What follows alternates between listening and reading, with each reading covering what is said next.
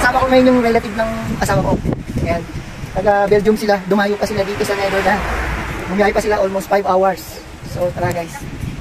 So ito na nga guys. Papunta na tayo sa city. Dito sa Netherlands. Explore natin guys kung anong meron dito sa kanila. Samahan nyo kami guys. Pasyalan natin. Pero sila talaga ang tour guide natin guys. Kasi sila nakakaalam ng lugar guys. Pero maganda dito guys oh. Parang Italy din. Maganda rin yung lugar.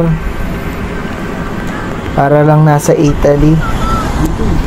Dami rin mga nagbabike dito guys.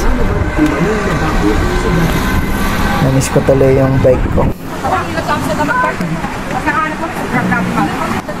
Oh, Ate Apple, ba't ang bilis nyo maglakad?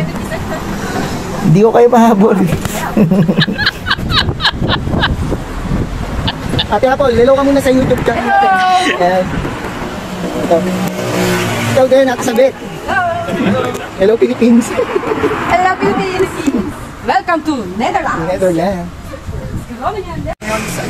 Pakilala ko din yung mga anak nila guys. Nasa likod. Ito yung pamangkin natin.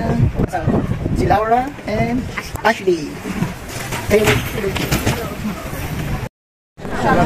Yan, dito na nga tayo sa city guys. Ito. Marami rin mga kainan pala dito talaga. Yan, tamang walking, pasyal, explore natin ng Netherlands guys. Talagang halos pareho lang rin talaga din sa Italy yung lugar. Tsaka dito guys, napansin ko, mas tumatabi pa yung mga sasakyan eh. Pag nakakasalubong nila yung bike, imbis na yung bike yung tatabi. Yun yung horse guys oh. Salbahe yan guys. Nakita lang ako, umungol na. Ayan guys oh.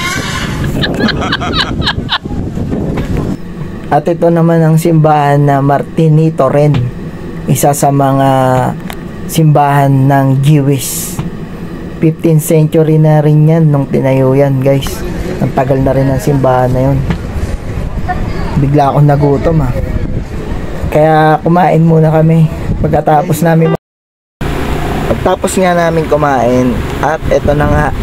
Tuluyan ko na nga silang nabudol. Nabudol ko sila guys.